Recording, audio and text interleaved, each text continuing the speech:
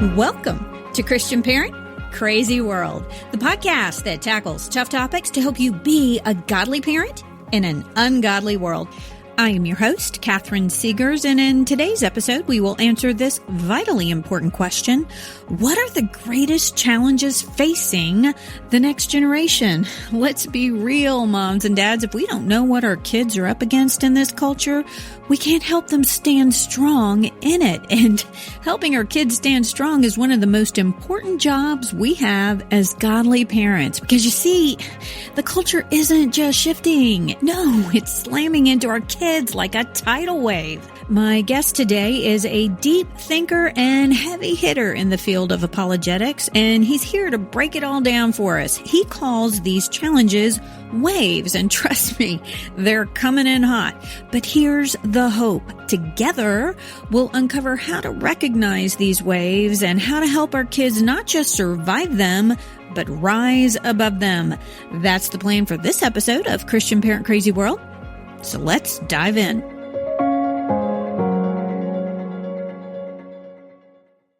Hey there, parents. Are you tired of the babysitter search struggle? Look no further. Welcome to KingdomCareSitters.com, where Christian families connect with like-minded sitters who share their faith. I was searching for a reliable sitter who understands our faith and family dynamics. With KingdomCareSitters.com, I found the perfect match. And guess what? You can discover sitter profiles, post jobs, and even schedule and book short-term or long-term care, all on the user-friendly website, KingdomCareSitters.com. Plus, KingdomCareSitters.com lets you pay securely online. Whether it's date night, work commitments, or just some me time, Kingdom Care's got you covered. As a sitter, I love being part of this community. I set my own rates, connect with amazing families, and make a difference in their lives. Are you ready to find your perfect match? Visit KingdomCareSitters.com today, because when faith meets childcare, it's a match made in heaven. At Thrivent, planning your finances is bigger than money. It's a way to support the people, causes, and community you love, because helping you put your faith into action is at the heart of what we do. Thrivent, where money means more. Connect with us at Thrivent.com. Alrighty, this is part 2 of our Best of series here on Christian Parent Crazy World. Right now, I am coming to you from the beautiful Blue Ridge Mountains of North Carolina, where I'm attending one of my all-time favorite events, the Blue Ridge Mountains Christian Writers Conference. And get this, CPCW is up for a Sella Award. Say a prayer for that. It is truly an honor to be a finalist in their first ever podcast category for interview podcasts. So I'm really excited about that. But while I am here soaking in the mountains and some amazing inspiration, I wanted to pull out one of my all-time favorite series from the archives. It was my conversation with Dr. Jonathan Morrow. This one was so powerful. It definitely deserves a second listen. And with so many new listeners joining us in the last couple of years, for a lot of you, this is brand new. So let me reintroduce you to Jonathan. He has been equipping students and parents in biblical worldview, apologetics, and culture for over 18 years now. He holds a Master's of Divinity, a Master's in Philosophy of Religion and Ethics, and a Doctorate in Worldview and Culture from Talbot School of Theology. Yeah, like I said, he is a heavy hitter. Jonathan is currently the Director of Cultural Engagement and Student Discipleship at Impact 360 Institute, which we talked about quite a bit in the last episode. You guys, this program is like Disneyland for anyone wanting to learn how to defend the Christian faith, and they have incredible programs for kids on summer break, and they have a gap year program that kids can take in between high school and college, and they even have a master's degree program there. So definitely check that out. I'll have a link in the show notes.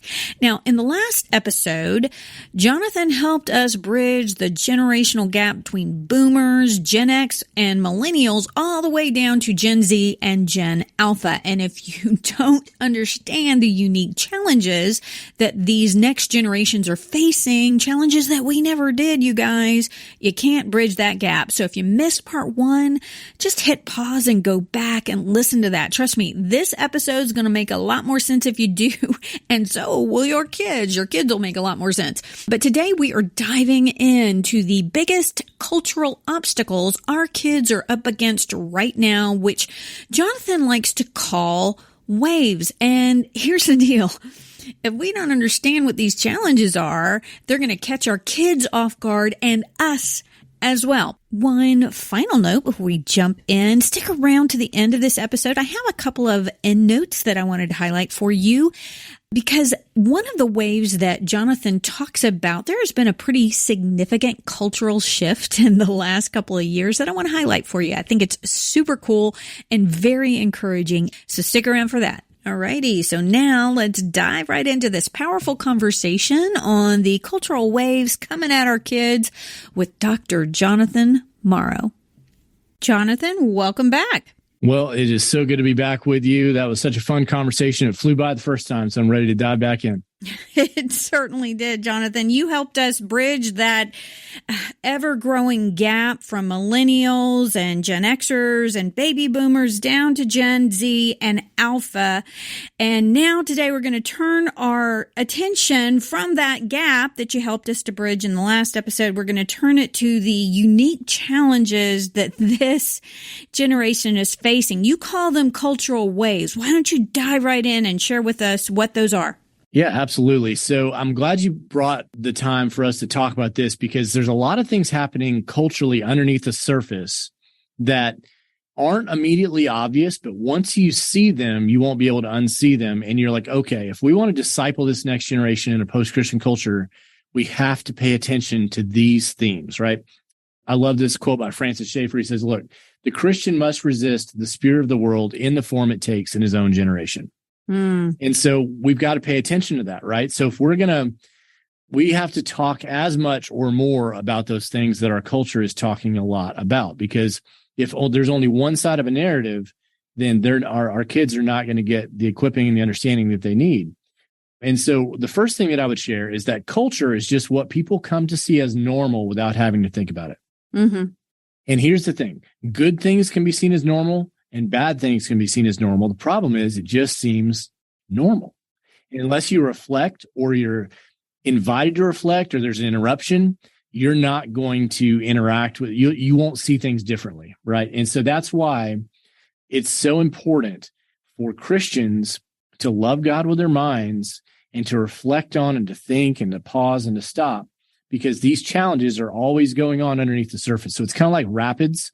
And if you've ever been whitewater rafting, I have. It's what's going on the bottom of the surface that shapes what's going on the top and the visible parts. And it's the same with the next generation. So in light of that, what I want to do is share the concept of these different waves, but the environment in which Gen Z is growing up in is one of digital saturation. Because the first thing we have to recognize is they're distracted, and so are we, but they're very distracted and they're very saturated, meaning if you ever take a sponge and you fill it up with liquid, even if you have the best stuff in the world to pour in the stuff, if it's a full sponge, guess what? It's not going to be absorbed. And so in many ways, our kids and our young people are just distracted. They can't stay with ideas very long. They're not very reflective, not because they can't be, not because they're not smart, not because they're not motivated. In many ways, they become bewitched by their phones, their devices. Anytime boredom occurs, we all do it, right? You raise your device unless you've trained yourself to stop doing it so often. And so the environment in which we live for the next generation is one of digital saturation. Now, there's two application points to that. Because if that is the case, then what we need to be doing in our youth groups, in our schools, in our churches, in our homes is being countercultural, not for weird, legalistic Christian subculture reasons, but be different. Like if Christianity never calls us to look different than the culture in which we're in, then we might want to reevaluate. Maybe we're missing something. Yeah. And so if if our culture is going 7, 8, 9, 10 hours a day on screens, and we know that's not good, then maybe we need to do something different. And so, and parents need to lead the way in that. We could talk about maybe what we do about it and those kind of things, but we don't want to live in an environment. This is the one thing I'll share about this, and I'll let me know if you want to come back to it. What we can't do is create this us versus them issue with our kids where it's like, you need to control your technology. Right. But I can do whatever I want. And when you get old, guess what? You can do whatever you want to. Mm-hmm. Because that's not, if that's the lesson that they get, that's not setting them up to flourish, right? Right. What they need to see is mom and dad going, I have boundaries, I have transparency, because that's good and wise. And I want to glorify God in this. And I'm going to try to help us do that as a family and try to help invite you into that. But it's not something that you get to do and be disciplined, and I get to be, it's like 12 boxes of donuts. I get to eat all the donuts that I want to, but you can't have any. Right. That's not going to be helpful, and it's not going to last. So that's the reality, though. So the first thing we have to do is we got to put down our phones. So, for example, at Impact 360, we're very intentional about this. In our gap year, for example, we don't have any tech in our classrooms to take notes, very intentionally. Now they use computers to write papers and do different stuff later on, but it's really hard to focus on an idea for very long if you're always distracted by a screen. Mm-hmm. And I've taught in environments with screens and without them in terms of people having devices, and it's a massive difference. So that's the first one. Yeah. And I think sometimes that's hard for us as parents in this generation because we're not as attracted to it because I'm like, I have to force myself to go on Instagram, which I'm supposed to do because they tell me that's where all my audience is. And so like, and then go spend time on Facebook. It's like a chore to me, whereas it's such a lure. So that's a little bit harder for me to understand. I mean, I guess we all have our technological, those vices that we do get tripped up with, but sometimes it's not the same thing that our kids get tripped up with. So it may be easier for us, but you're saying that we need definitely lead the way and set appropriate boundaries for our kids, not just, hey, put the phone away while we're at dinner, but put the phone away sometimes, and not always be on that screen all the time. And that's one thing. It's hard. The more kids you have, monitoring that and being on top of that. It's hard. Right. It's exhausting. At the end of the day, spending time checking into that, it's hard, but we need to make that a priority because this is one of the primary ways I think that the enemy is influencing the next generation because they're in their rooms. It's with them in the bathroom. It's with them when they go to school. It's with them all the time. And they're on TikTok. They're on Instagram. And that is such a lure.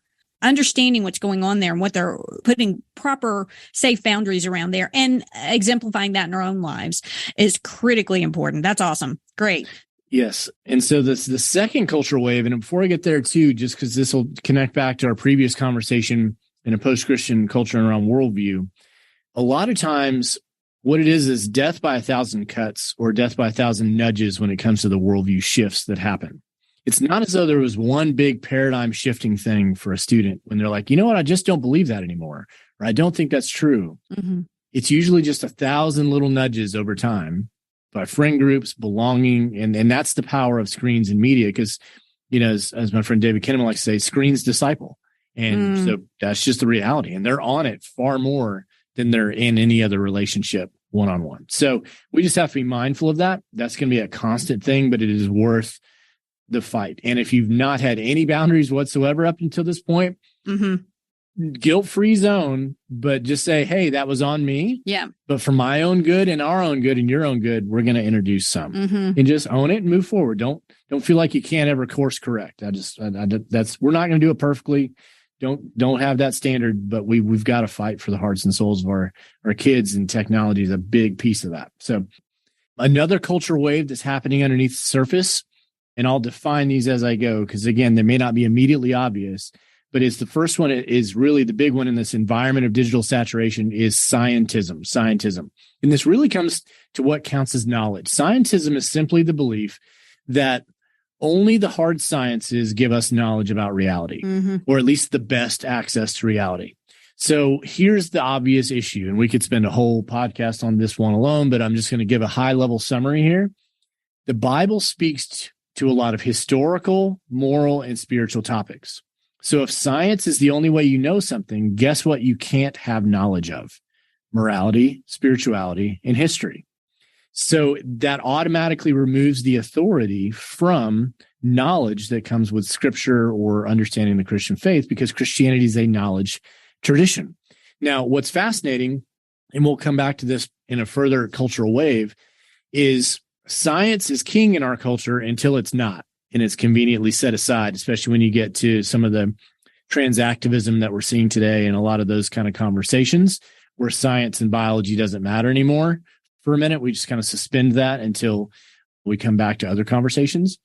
But if there is no knowledge, then you have no confidence to act in the world.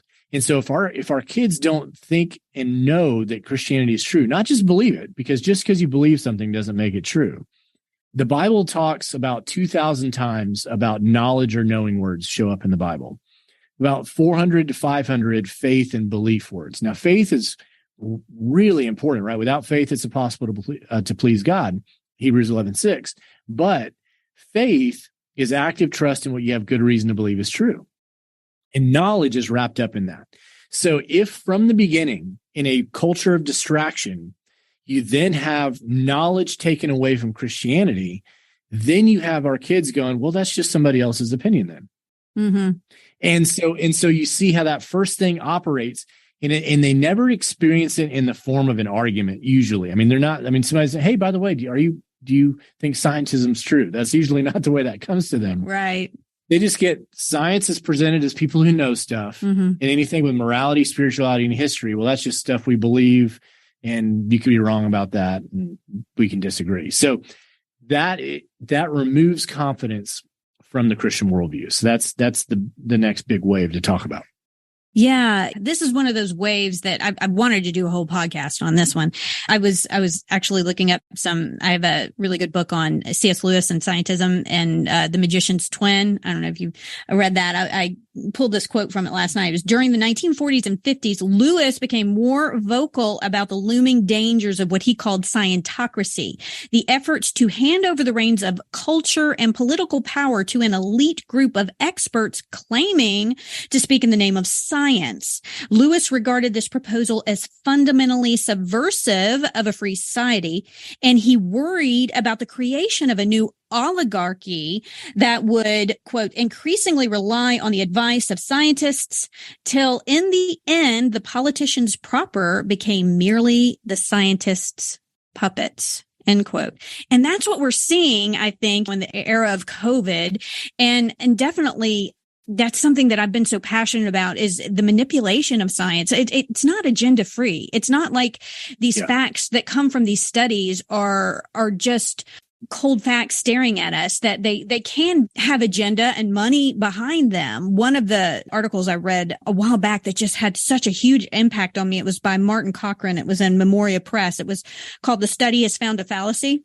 And he was talking about in there, among other things, about how particularly in the field of education, that there was a meta-analysis done in 2014 that of the 164,589 studies that they published in 3 education journals, that only 221 of them were replications. And replication, being able to replicate a study, is the gold standard of science, right? If you can't replicate a study, then you really haven't produced anything valuable.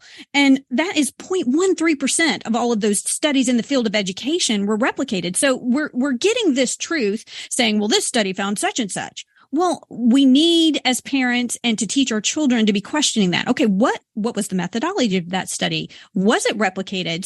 So when we're getting into this, I'm kind of taking this a different tangent than what you were talking about, because what the real problem is that we're thinking that only science can give us truth. But even there, science isn't giving us truth. It's giving us this facade of truth, right? It can be easily manipulated to produce a result that somebody is wanting it to produce. So it may not be any truth at all, right? We've got so many problems there. Yeah, there's lots of things. See, science doesn't say anything scientists do. Right. And every scientist has a worldview. Yes. And you cannot do science apart from philosophical assumptions. It's not possible. Right. Because all the data will be interpreted by a set of facts, assumptions, and models. What you bake in is so again, those are related. That doesn't mean it invalidates it, but people need to recognize there's no value-free science in that regard, where it's like, no, there's always a worldview. So let's understand that. So what's the data say and what is the worldview? Many times what happens in public communication, social media, news networks, whatever, is the worldview coming through, not what the data is, and not the empirical, just the pure empirical studies or the replication or any of those kind of things. And so again, but people attach authority to science, but ends up what happens is, well, what we mean by science is secularism applied in this particular way. Right. And I could do, like I said, we could do a whole episode on this. I'm just curious. I have to go here. So did that really happen right? Pretty much coming out of the Enlightenment? When did we stop believing there was such a thing as moral truth or spiritual truth, that there couldn't be something concrete, universal that is morally true or spiritually true or religiously true? Yeah. So it's been happening over the last 300 years. Yeah. I talk a little bit about this in my book, Think Christianly. There's a kind of a little kind of track some of these ideas, but here's in essence what you had. Modern philosophy, David Hume, Rene Descartes basically undermined the rationality of God. So if there's no good evidence for God, and then Darwin comes along and you no longer need design, and then all the while during that time, you've got the Christian pietist movement, which was a good thing in many ways, but it was a very private internal movement. So it moved everything spiritual inside while every public conversation about truth that was happening outside. So basically Christianity retreated to what's going on within me. And then we ceded control of a lot of the ideas or the interaction with a lot of those ideas over the last couple hundred years. And then you started seeing the dominoes fall. Eventually Princeton fell in 1925. They rejected inerrancy. They rejected some of their supernatural moorings of kind of why the school began. So you see those dominoes falling, but most in the 1800s, you used to have every college would have moral philosophy as a part of its coursework, where they would teach people what is virtue and how do you practice that.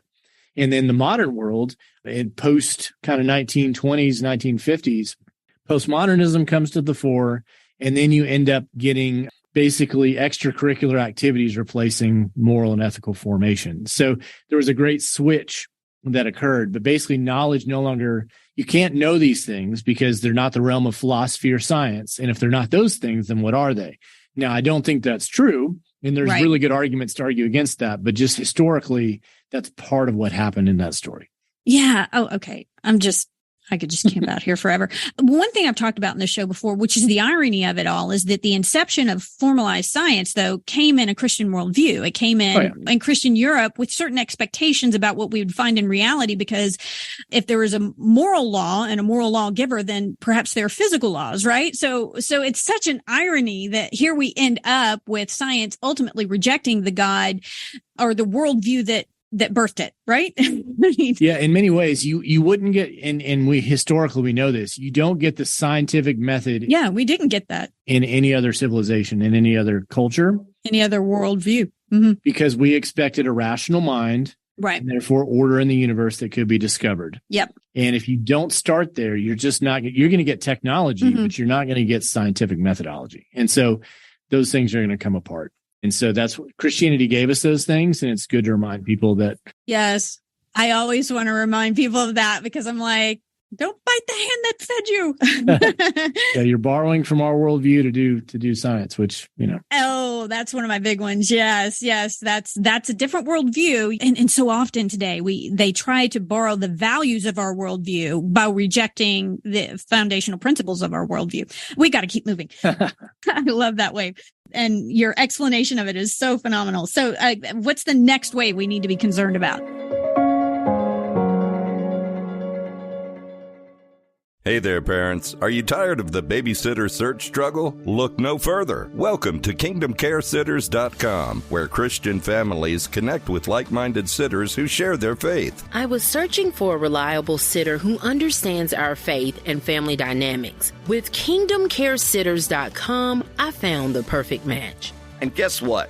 You can discover sitter profiles, post jobs, and even schedule and book short-term or long-term care, all on the user-friendly website, KingdomCareSitters.com. Plus, KingdomCareSitters.com lets you pay securely online. Whether it's date night, work commitments, or just some me time, Kingdom Care's got you covered. As a sitter, I love being part of this community. I set my own rates, connect with amazing families, and make a difference in their lives.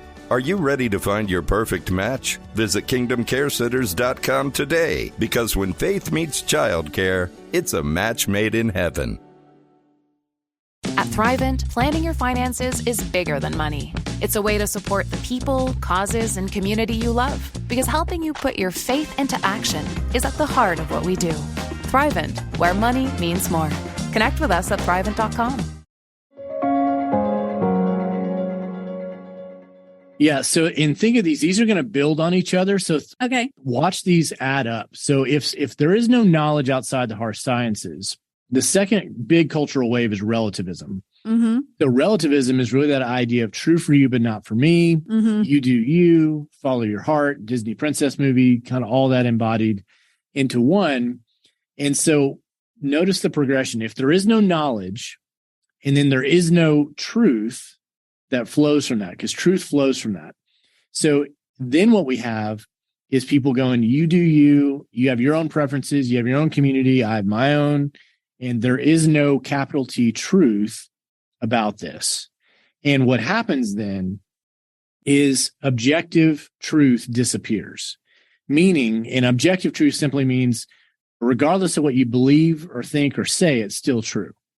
That's something objectively true. Either God exists or he doesn't, but not both. Meaning, God doesn't magically exist for the Christian and magically not exist for the atheist.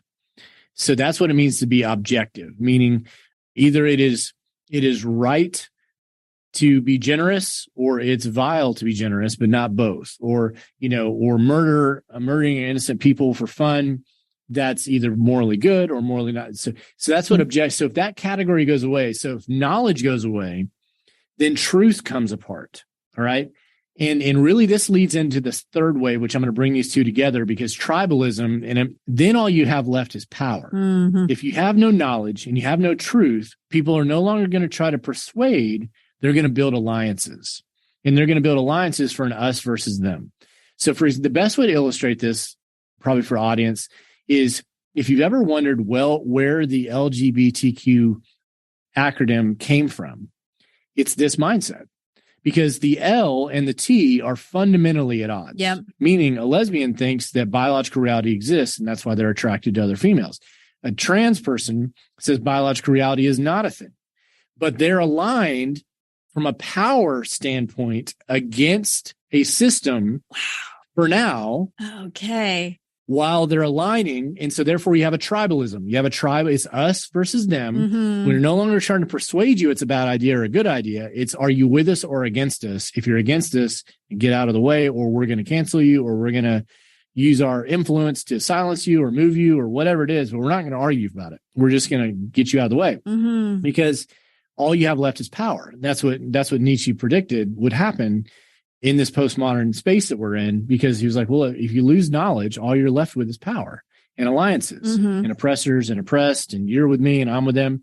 And the unfortunate thing is we also see this happening within some Christian circles too, where it's this us versus them mindset, which we just need to avoid that. That's not the way of the New Testament. That's not the way of the gospel. We've got to find ways to not do that within the church while everything else around us is in our culture. Because then we here's our us and here's the them, and we're just attacking the them, whatever the them is. And that's just not going to be good. And so that's what we're experiencing and seeing full on in tribalism on social media. For example, in that acronym, the T is the king right now. The T is the most influential letter in that acronym. Right. But it's fundamentally at odds with the other ones. Mm-hmm. So eventually those letters are going to fight for supremacy. Right. And you see that happening in real time with someone like J.K. Rowling, Harry Potter. Yes. She's like, she is pro-gay rights. But not, yeah. But she is not pro-trans ideology. Exactly.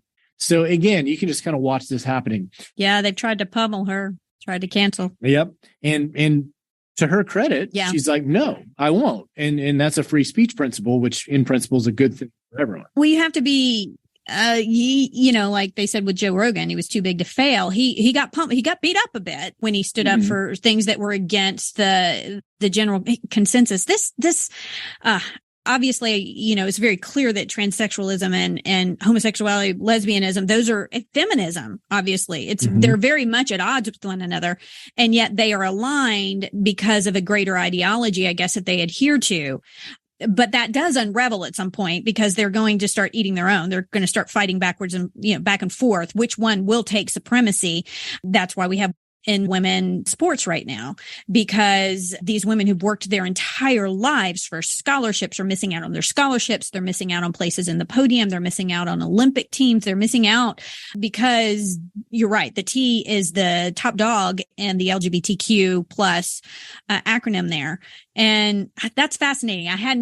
I'm so glad you tied that together for me and our listeners, because that's a really great way to look at it. The one thing that I love about, the Christian faith is that since the inception of human race, we've all had this inherent human tendency to be us versus them, to protect our own. And this Christian faith tells us to do the exact opposite, that Jesus didn't die for just his own. He died for everyone. He died for the very people that were putting him on a cross. So we have a very, very countercultural message with our faith that is so needed and necessary, because we are going to keep these factions and these divides are going to keep getting bigger and bigger, and the hatred is going to continue growing. So let's keep going here. You're on a roll. Yeah. I'll dive into the next one. Just one quick thing. Like you were saying, of all people, Christians have the resources to dignify everybody we interact with, because we believe that everyone's made in God's image. So whether it's the atheist being critical of me or not, I'm called to and commanded to treat that person with dignity and respect. It is never okay to make fun of somebody else's worldview or religion, or it's like belittle. Why would we do that? That's not we're ambassadors, right? We're ambassadors of the Lord Jesus. So we can't do that us versus them. One quick note, and I'll refer listeners to something else on the tribalism also, is this is also where a lot of the issues around the modern issues around secular social justice occur in this tribalism space as well. It all gets lumped in. And so that's where I think that's an opportunity for us to make sure that Christians are not falling in line with kind of a secular approach to those things.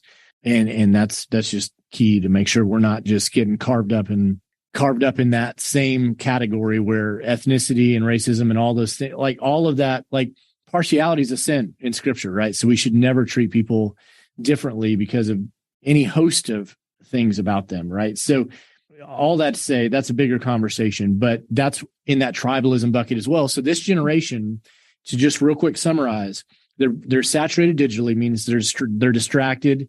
They're raised in a culture where knowledge is not possible outside the hard sciences. Therefore, there's no truth. So scientism goes to relativism, and then relativism leads to tribalism, because if there is no truth, all you have left is power. And that's where you see the next cultural wave come in, which is really the sexual revolution 2.0, kind of this whole kind of way of being where you're the most important quality about you as an individual is your sexuality, or at least your psychological understanding of your sexuality, not biology, but psychology. And so this generation is being raised as if it's normal to think that all of those categories and binaries and things like that aren't good. But here's the thing that we have to help them understand. Marriage between a male and a female, a husband and a wife for a lifetime, is a good idea because it's God's idea. Gender is a good idea because it's God's idea, male and female, right? Sex, biological sex and gender don't come apart in that way. Now, we do need to be careful sometimes, and this is where I think this one is an opportunity for us, especially to talk generationally. We do need to be careful about sometimes the stereotypes we use for talking about gender in our culture in America. Like, well, really masculine people climb mountains, they don't do plays, or they don't computer code, right? Right. No. And so what, in many ways, what's happened is I think unintentionally, there's been a lot of space created for this ideology to come in and go, well, if you're not like everybody else and don't like all the same kinds of things that everybody else likes, you must be gay, or you must be trans, or you must be this identity marker, rather than, no, there's a lot of ways to express masculinity and there's a lot of ways to express femininity, and they're both good. The biological category precedes the expression of it, and that's where that nature comes in. But we also got to be careful that we don't overdo those stereotypes, which then back people into a corner of going, well, I guess I'm just different. And then they feel left out. And guess what? Somebody is there whispering, You can belong here, and that feels really good. Right. Right. So then they that's a lot of the social contagion piece. They're the people who care for me and accept me. Maybe I didn't agree with them from the beginning, but they're my Christian friends, quote unquote, they make fun of me. Yeah. Whereas these people accept me. And then that whole thing just breaks my heart, right? Because it just, so there's all that going on around what is normal and what is seen as normal for this generation that we just have to be mindful of in terms of how they're viewing sexual categories and gender categories and things like that. Well, and you bring up such a vital point that the church really often has not done a good job.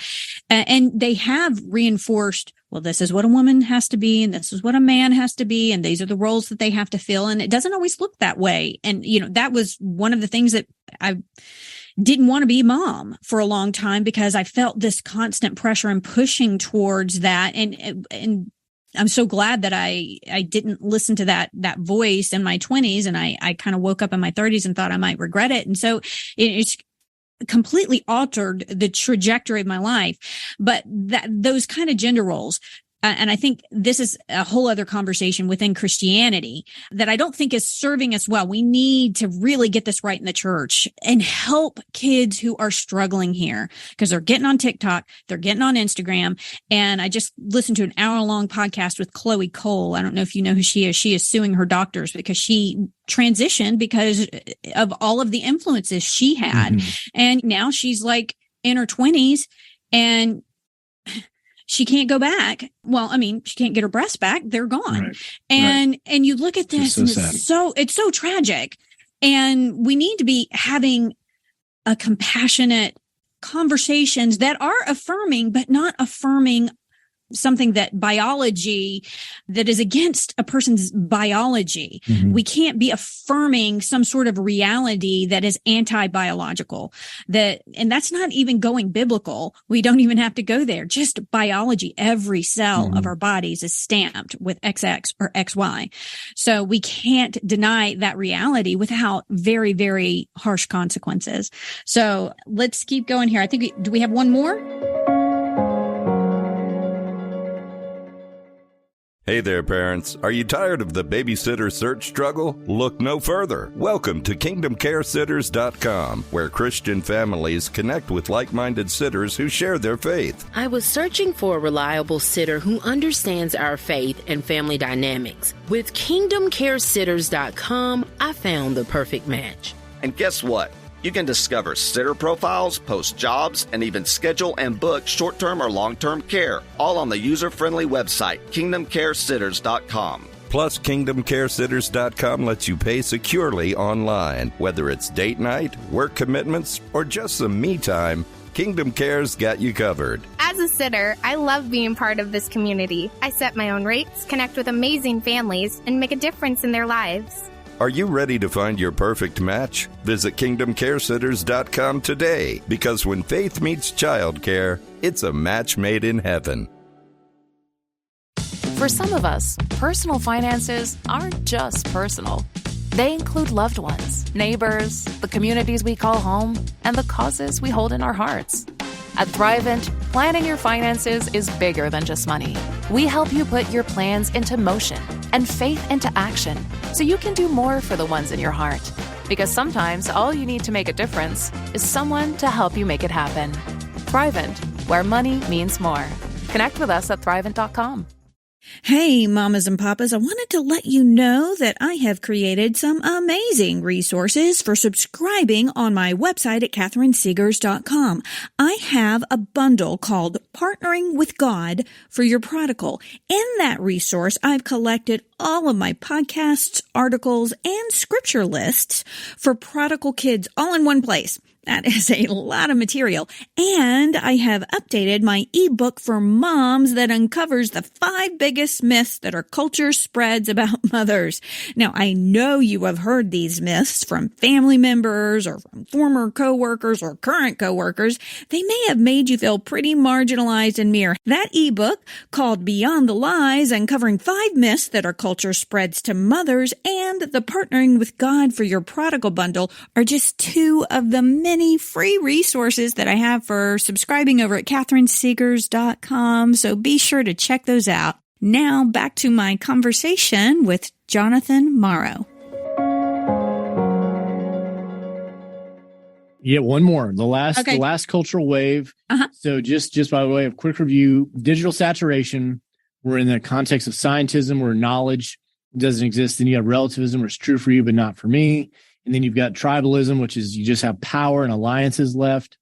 And then you've got the sexual revolution 2.0 where I need to find my fullest expression to be happy and and for me to be validated by everyone else around me. That's the only way that can be happy.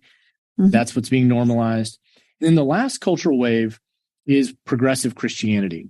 And the reason why I put this here is if you took a version, and I'm using air quotes for those who are not watching this, of Christianity that assumes scientism, is digitally distracted, assumes relativism, assumes tribalism, is affirming of the sexual revolution 2.0 and calling it Christian, that is progressive Christianity. Mm-hmm. But the difference is, if you take the core of it, because look, a long time ago, atheism and naturalism, while it had some popularity, it's not this dynamic movement.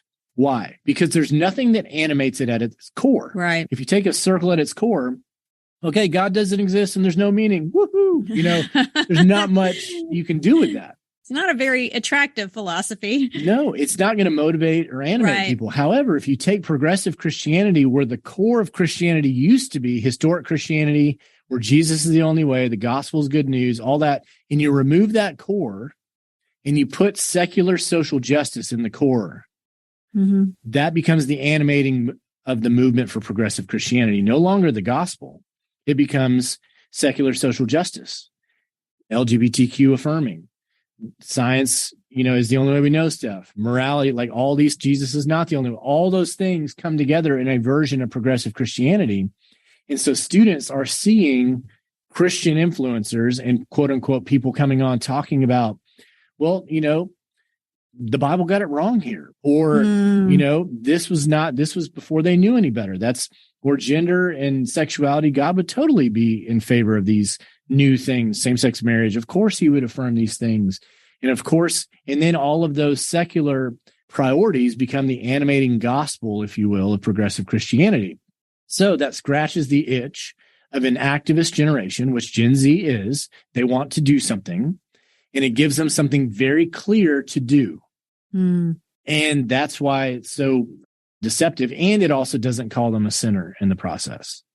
And none of us, at the end of the day, because it's very popular to talk about sin as brokenness, and it is. Mm-hmm. Yeah. Sin breaks things, but sin is rebellion against God. Yes. And that's not popular. Nope. And it doesn't, and I don't like, there's rebellion in my heart that's got to be dealt with. Right. I'm guessing in your heart and everybody else we've ever met, right? There is.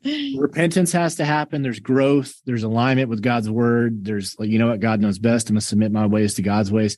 So that's why that cultural wave is there, because they're finding versions of Christianity that don't align with historic Christianity, that really just look like the broader culture, but they still get to keep some of those communities that they're a part of. So you get a sociological factor at play, belonging, motivation, activism, but no gospel, no God, no Jesus, no scripture. So that's what's going on with that last cultural wave. Oh, that is so good. Okay. Do you have a flow chart for this? Because I want to create one for you. Do you really have one? I have a slide. Do you? I love this flow chart. Yeah. I love the way all of these connect and build on one another. And I love what you just said about, it's so popular to talk about sin as brokenness. And a lot of churches do that. It's because it does break us. But at its core, what we do need to recognize is that sin is rebellion. It's saying that I am my own God, that I want to have my own law and my own way, and I want to call the shots. And that is ultimately what sin is. It will break us. But becoming right with God requires that we come to the end of ourselves and say, you are God. I am not. I have walked in opposition to you. And that has broken me. And thank God that you bring beauty from ashes, gladness from mourning, praise from despair, and that you will rebuild these ancient ruins, which what we're talking about here, from Isaiah 61, the ancient ruins of our culture right now. They're all around us, but God has a plan to restore that. And that is amazing. I cannot thank you enough for the generosity of your time today. Can you tell our listeners again where they can find out more about your work at Impact 360 and your personal writing and ministry? Absolutely. And again, what we're trying to do about these trends is train and disciple students here at Impact 360. And with all of our experiences, programs, resources, you can find out more about that at impact360.org, impact360.org.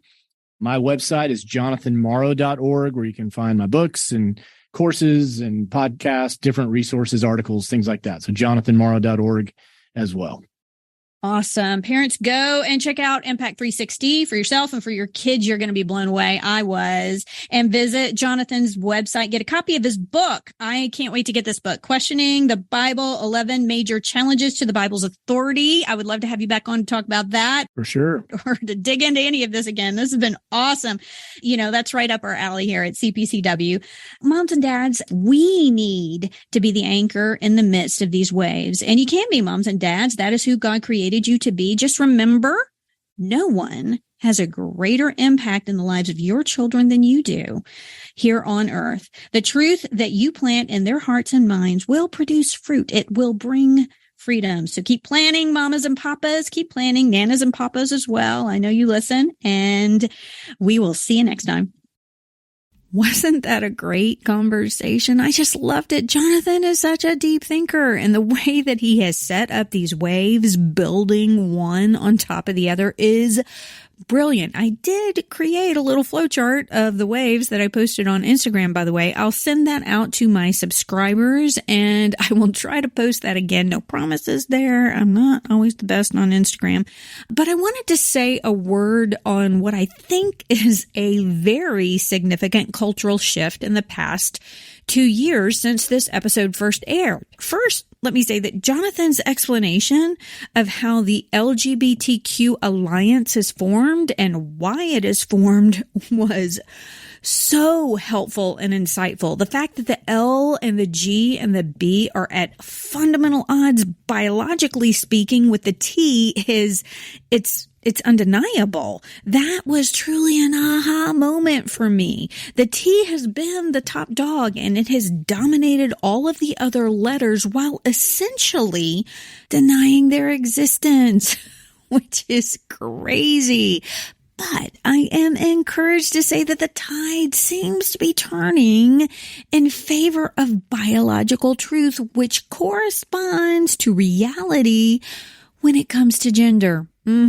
There is growing pushback against biological men competing in women's sports and being in women's spaces. And thankfully, more and more parents are realizing that children shouldn't be making life-altering decisions about their bodies when they're still developing, or like ever, but especially then. And I'm grateful that we can finally have an honest conversation about biological realities between the sexes without fear of being canceled. That is good news, moms and dads. That is very good news. So let's celebrate that, okay? So next up on CPCW, I have got a brand new episode coming your way next week featuring one of the biggest Christian authors in the world, Jonathan Cahn. Yeah, we had him on here just a few months ago, and guess what? He's back. Every single one of his books has landed on the New York Times bestsellers list, and he is joining us again with a powerful new version of his breakout hit, The Harbinger. You guys, this is a graphic novel version of that runaway bestseller. Think Marvel Comics or the Action Bible for a frame of reference of what it looks like, only this is a full-length novel, and it is incredible. I got sucked in on page 1. I could not put it down. So if you want to understand what is happening in the world around us right now, and to help your kids understand it too, you don't want to miss that conversation. Until then, keep your head above the waves, moms and dads. We do that by staying rooted and grounded in the truth. We'll see you next time. I want to thank you for joining me today. Look, I know there are a lot of things you could be listening to right now, and I really appreciate that you took this time to spend with me. I hope you will join me for my next podcast when we take aim at some aspect of our culture that threatens to derail our parenting and steal our kids' faith. If you enjoyed this episode of Christian Parent Crazy World, would you consider telling a friend and sharing it on social media and giving it a good review over on Apple Podcasts and Spotify and following me on Facebook and Instagram? Oh, and maybe you could say that Christian Parent Crazy World is the best podcast you've ever heard in your entire life. Just a thought. And be sure to check out my website, which is CatherineSegars.com. That's Catherine with a C. I have lots of articles and resources there that will help you on your parenting journey. And if you subscribe, I will be sure to send you some really cool free stuff and notify you of future podcasts, articles, and blogs. I want to end this and every episode with a word of encouragement. God gave you your kids, your specific kids, for a reason. That's because you hold the key to unlocking who God created them to be. We'll see you next time.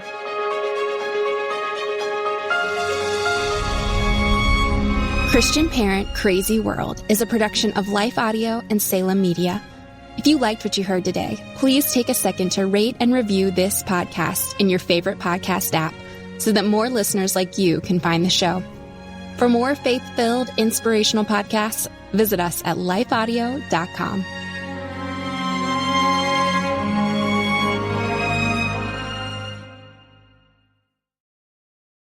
Have you ever attempted to read the entire Bible? Did you do it, or did you only make it part way? I'm John Stange, and I host a podcast that will make it possible for you to make it through the entire Bible, one chapter at a time. I've been hosting the Chapter a Day audio Bible podcast since 2015, and every single day of the week, I read one chapter of Scripture, then follow that up with a time of prayer. And if you're looking for daily insights and inspiration directly from God's Word, I hope you'll give the Chapter a Day audio Bible a listen. You can find it at lifeaudio.com or on your favorite podcasting app.